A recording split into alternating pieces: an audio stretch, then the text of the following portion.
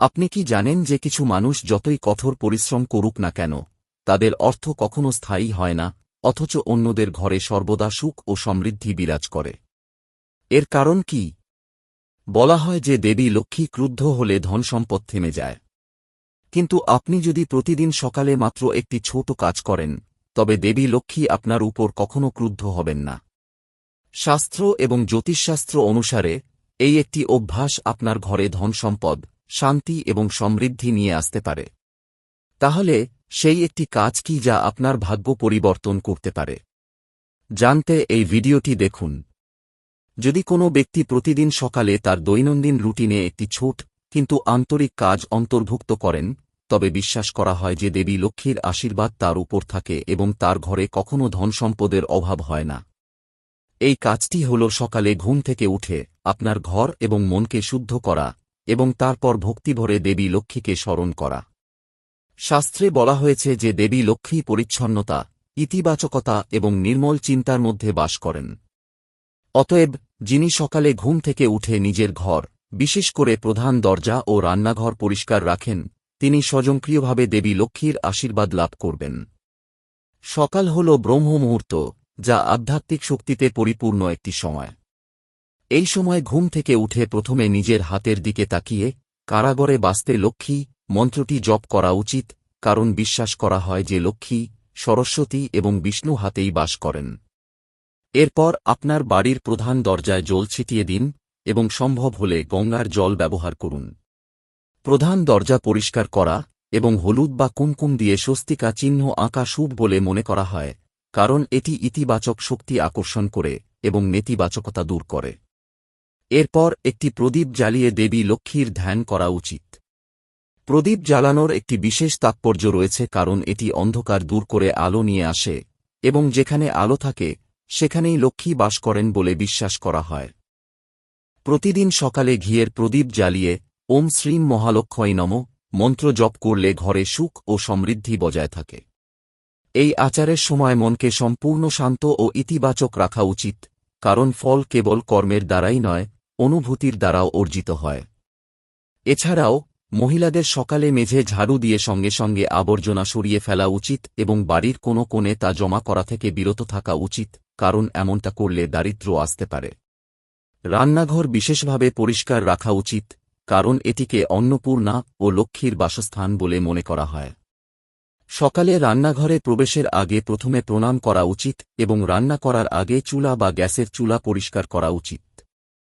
যারা সকালে ঈশ্বরকে নিবেদন করার পর খাবার গ্রহণ করেন, তাদের ঘরে কখনো খাদ্য ও সম্পদের অভাব হয় না। এছাড়াও তুলসী গাছে জল দেওয়া এবং তার সামনে প্রদীপ জ্বালানো অত্যন্ত শুভ বলে মনে করা হয়। তুলসীকে লক্ষ্মীর একটি রূপ বলে মনে করা হয় এবং যারা প্রতিদিন তুলসীর পূজা করেন, তাদের আর্থিক সমস্যা ধীরে ধীরে দূর হয়ে যায়। পরিবারের বয়োজ্যেষ্ঠদের আশীর্বাদ গ্রহণ করাও অত্যন্ত গুরুত্বপূর্ণ, কারণ যেখানে বয়োজ্যেষ্ঠদের সম্মান করা হয়, সেখানেই লক্ষ্মী স্থায়ীভাবে বাস করেন। সম্ভব হলে সকালে কিছু সময় ধ্যান বা প্রার্থনা করে কাটান, যা মনকে শান্ত ও একাগ্র রাখতে সাহায্য করে। যারা ইতিবাচক চিন্তা ও কৃতজ্ঞতা নিয়ে দিন শুরু করেন, তারা স্বাভাবিকভাবেই সুখ ও সমৃদ্ধি লাভ করেন। এছাড়াও সকালে কোনো অভাবী ব্যক্তিকে দান করা বা পাখিদের খাওয়ানো অত্যন্ত পুণ্যময় কাজ বলে মনে করা হয়। এই ছোট ছোট কাজগুলো শুধু আপনার কর্মকে শুদ্ধ করে না, বরং আপনার জীবনে সম্পদের প্রবাহ বৃদ্ধি করে।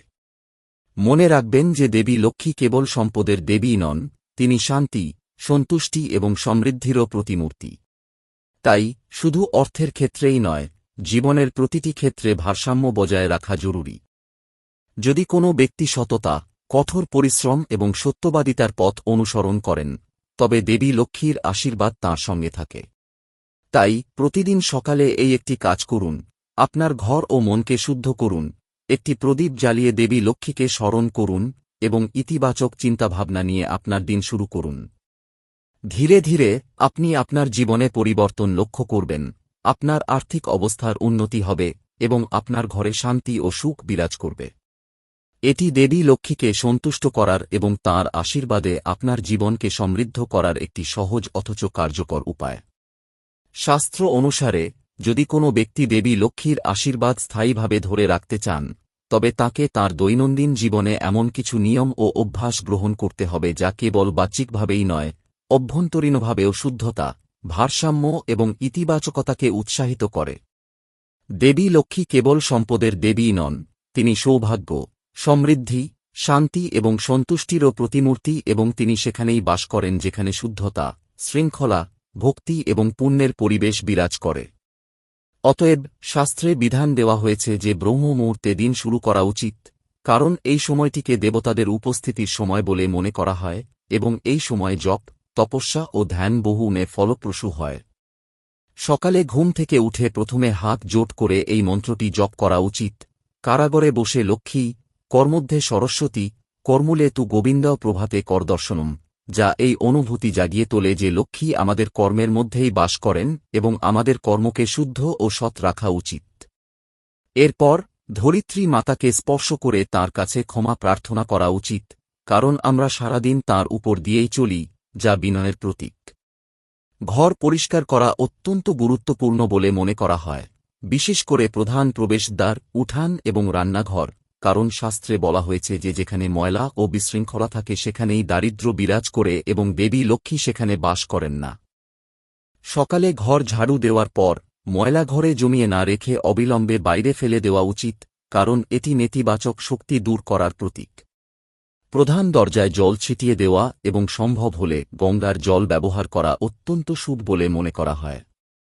এরপর হলুদ বা কুমকুম দিয়ে একটি স্বস্তিকা বা শুভ লাভের চিহ্ন আঁকা উচিত, যা ঘরে ইতিবাচক শক্তি আনতে সাহায্য করে। শাস্ত্র অনুসারে প্রধান দরজা হল সেই স্থান যেখান থেকে শক্তি প্রবাহিত হয়, তাই এটিকে পরিষ্কার ও পবিত্র রাখা দেবী লক্ষ্মীকে স্বাগত জানানোর সমতুল্য বলে মনে করা হয়। এরপর স্নান করে পরিষ্কার পোশাক পরে পূজার স্থানে গিয়ে প্রদীপ জ্বালানো উচিত। প্রদীপ জ্বালানো অত্যন্ত গুরুত্বপূর্ণ, কারণ এটি জ্ঞান ও আলোর প্রতীক, যা অজ্ঞতা ও অন্ধকার দূর করে। ঘিয়ের প্রদীপ বিশেষভাবে শুভ বলে মনে করা হয় এবং এটি পূর্ব বা উত্তর দিকে মুখ করে জ্বালানো উচিত। ওম শ্রীম মহালক্ষ্মী নমঃ মন্ত্রটি উচ্চারণের সাথে মন্ত্রোচ্চারণ করা উচিত, যা মনে একাগ্রতা ও শান্তি আনে এবং দেবী লক্ষ্মীর আশীর্বাদ বর্ষণ করে। শাস্ত্রে এও বলা হয়েছে যে পূজা করার সময় মনকে সম্পূর্ণ শান্ত ও ভক্তিতে পূর্ণ রাখা উচিত, কারণ কেবল কর্মই নয়, অনুভূতিও দেবীকে সন্তুষ্ট করে। এছাড়াও সম্ভব হলে দেবী লক্ষ্মীকে পদ্মফুল, চাল এবং মিষ্টি নিবেদন করা উচিত, কারণ এগুলো তাঁর প্রিয় বলে মনে করা হয়। শাস্ত্রে তুলসী গাছের পূজার গুরুত্বের উপরও জোর দেওয়া হয়েছে, কারণ তুলসীকে দেবী লক্ষ্মীর একটি রূপ বলে মনে করা হয়। সকালে তুলসীতে জল নিবেদন করা, তার সামনে প্রদীপ জ্বালানো এবং তাকে প্রদক্ষিণ করা অত্যন্ত শুভ বলে মনে করা হয়। এটি ঘরে ইতিবাচক শক্তি নিয়ে আসে এবং ধীরে ধীরে আর্থিক সমস্যা দূর করে। পরিবারের বয়োজ্যেষ্ঠদের সম্মান করা এবং তাঁদের আশীর্বাদ প্রার্থনা করাও অত্যন্ত গুরুত্বপূর্ণ, কারণ যেখানে বয়োজ্যেষ্ঠদের সম্মান করা হয় সেখানেই লক্ষ্মী স্থায়ীভাবে বাস করেন। ধর্মগ্রন্থে এও বলা হয়েছে যে যে ব্যক্তি তার পিতামাতা ও শিক্ষকদের অসম্মান করে তার জীবনে সুখ ও সমৃদ্ধি স্থায়ী হয় না। অধিকন্তু প্রত্যেকের উচিত নিজের আচরণেরও উন্নতি করা। শাস্ত্র অনুসারে মিথ্যা বলা, অন্যদের অপমান করা, ক্রোধ, অলসতা এবং অন্যদের সমালোচনা করা হল এমন কিছু দোষ যা লক্ষ্মীকে দূরে সরিয়ে দেয়। এর বিপরীতে সত্য বলা, নম্রতা, দয়া, সহানুভূতি এবং অন্যদের সাহায্য করা হল এমন গুণাবলী যা লক্ষ্মীকে আকর্ষণ করে। লক্ষ্মী স্থায়ীভাবে তাদের সাথেই বাস করেন যারা তাদের কাজে সৎ এবং কঠোর পরিশ্রমের মাধ্যমে অর্থ উপার্জন করেন। অপ্রয়োজনীয় খরচ এড়িয়ে চলা এবং অর্থ বিচক্ষণতার সাথে ব্যবহার করাও অপরিহার্য, কারণ লক্ষ্মীকে অপমান করার অর্থ হল এর অপব্যবহার করা। দান খয়রাতকেও অত্যন্ত সম্মানের চোখে দেখা হয়। সকালে কোনো অভাবী ব্যক্তিকে তার সামর্থ্য অনুযায়ী খাদ্য, বস্ত্র বা অর্থ দান করা অত্যন্ত পুণ্যময় কাজ বলে মনে করা হয় এবং এটি লক্ষ্মীর আশীর্বাদ বয়ে আনে। পাখিদের খাওয়ানো, গরুদের খাওয়ানো এবং অভাবীদের সাহায্য করা হল এমন ছোট ছোট কাজ যা জীবনে উল্লেখযোগ্য ইতিবাচক পরিবর্তন নিয়ে আসে। এছাড়াও খাবার প্রস্তুত করার আগে তা ঈশ্বরকে নিবেদন করা উচিত এবং তারপর পরিবারের সাথে প্রসাদ হিসাবে গ্রহণ করা উচিত, কারণ এটি খাবারের পবিত্রতা বজায় রাখে এবং নিশ্চিত করে যে বাড়িতে খাবারের কোনো অভাব যেন না হয়। শাস্ত্রে এও বলা হয়েছে যে বাড়িতে সর্বদা মধুর ভাষায় কথা বলা উচিত এবং পরিবারের সদস্যদের প্রতি ভালোবাসা ও শ্রদ্ধা প্রদর্শন করা উচিত। যেখানে বিবাদ ও সংঘাত থাকে সেখানে লক্ষ্মী বাস করেন না। তাই বাড়িতে একটি শান্ত ও ইতিবাচক পরিবেশ বজায় রাখা অত্যন্ত গুরুত্বপূর্ণ। এছাড়াও সন্ধ্যায় প্রদীপ জ্বালিয়ে ঈশ্বরকে স্মরণ করারও পরামর্শ দেওয়া হয়, কারণ এটি দিনের নেতিবাচকতা দূর করে এবং বাড়িতে শান্তি ও সমৃদ্ধির পরিবেশ বজায় রাখে। পরিশেষে শাস্ত্রের সারমর্ম হল এই যে, যদি কোনো ব্যক্তি তার জীবনে পরিচ্ছন্নতা, সত্যবাদিতা, ভক্তি, কঠোর পরিশ্রম এবং দয়ার চর্চা করেন, তবে তিনি অবশ্যই দেবী লক্ষ্মীর আশীর্বাদ লাভ করবেন। প্রতিদিন সকালে আমাদের কর্মকে পবিত্র রাখার, অন্যদের সাথে ভালোভাবে আচরণ করার এবং জীবনকে একটি ইতিবাচক পথে পরিচালিত করার সংকল্প করা উচিত। একমাত্র এই একটি জিনিসই দেবী লক্ষ্মীকে সত্যিই সন্তুষ্ট করে, শুধু পূজা নয়, বরং একটি নির্মল মন, সৎকর্ম এবং প্রকৃত অনুভূতি। যখন এই সব একত্রিত হয়, তখন একজন ব্যক্তির জীবন কেবল সম্পদে নয়, বরং সুখ, শান্তি এবং সন্তুষ্টিতেও পূর্ণ হয়, এবং এটাই সেই প্রকৃত সমৃদ্ধি যা সবাই কামনা করে। জ্যোতিষশাস্ত্র অনুসারে দেবী লক্ষ্মীর আশীর্বাদ লাভ করা কেবল পূজার মধ্যেই সীমাবদ্ধ নয়, বরং এটি একজন ব্যক্তির গ্রহের অবস্থান, দৈনন্দিন অভ্যাস, শক্তির ভারসাম্য এবং কর্মের সাথে গভীরভাবে জড়িত। জ্যোতিষশাস্ত্র বলে যে সম্পদ, সমৃদ্ধি, আরাম এবং উন্নতি প্রধানত শুক্র গ্রহের প্রভাবে থাকে, যেখানে স্থিতিশীল সম্পদ এবং সৌভাগ্য বৃহস্পতি গ্রহের সাথে সম্পর্কিত।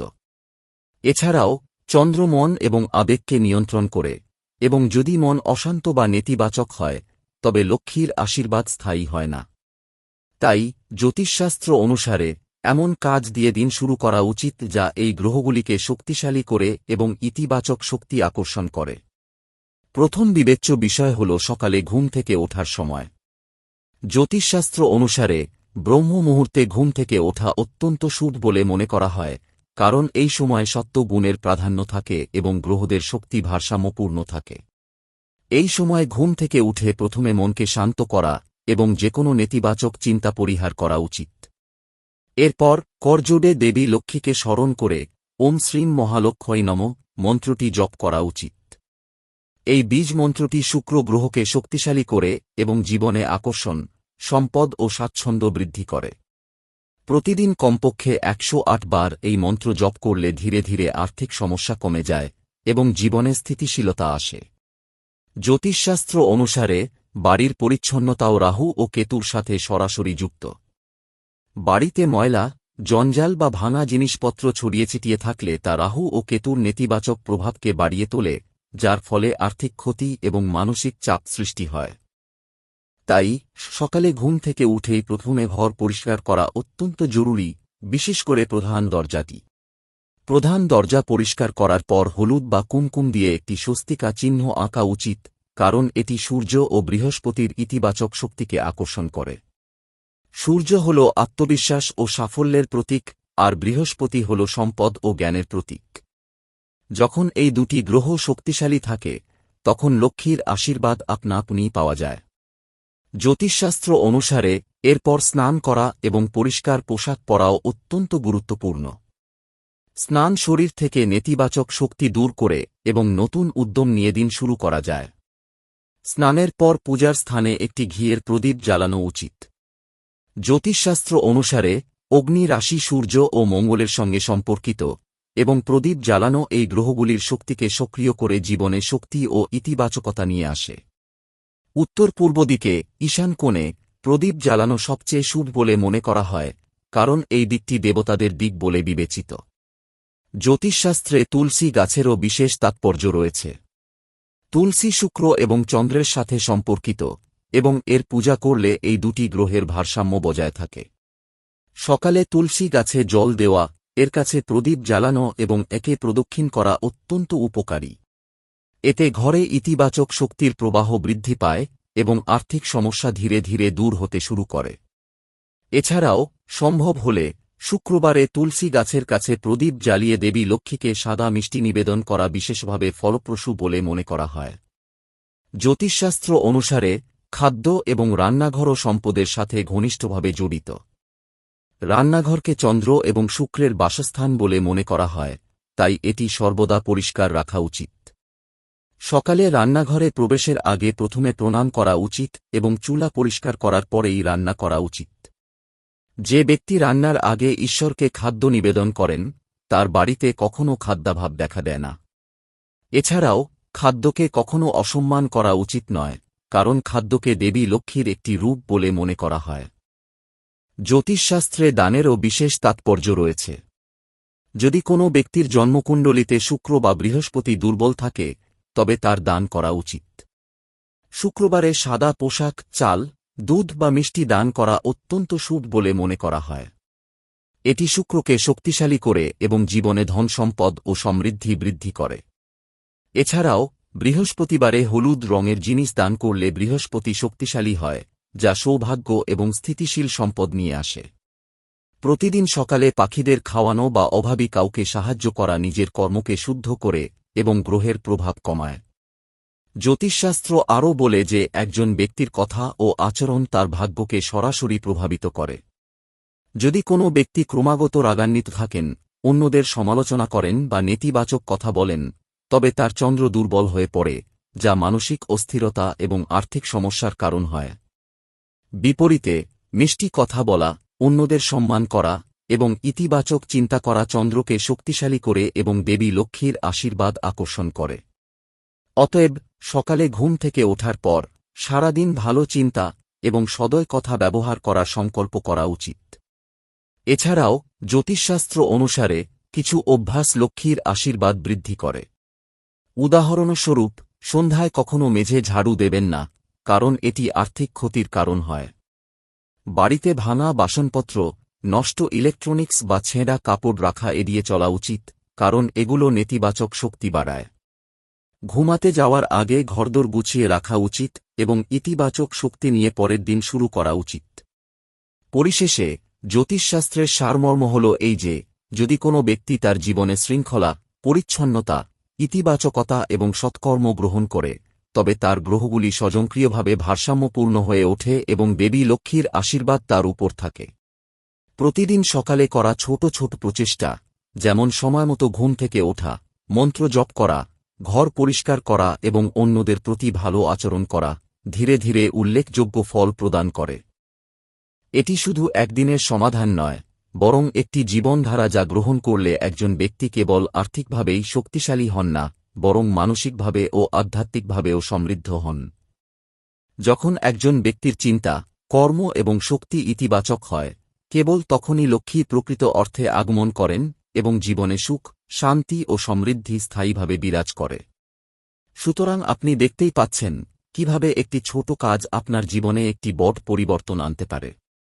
আপনি যদি প্রতিদিন সকালে এই নিয়মটি গ্রহণ করেন, তাহলে ধীরে ধীরে আপনি নিজেই অনুভব করবেন যে আপনার জীবনে সুখ, শান্তি এবং সম্পদের কোনো অভাব হবে না। এই তথ্যটি যদি আপনার ভালো লেগে থাকে, তাহলে ভিডিওটি লাইক করুন এবং এই ধরনের ধর্মীয় ও কার্যকরী সমাধানের জন্য আমাদের চ্যানেলটি সাবস্ক্রাইব করতে ভুলবেন না।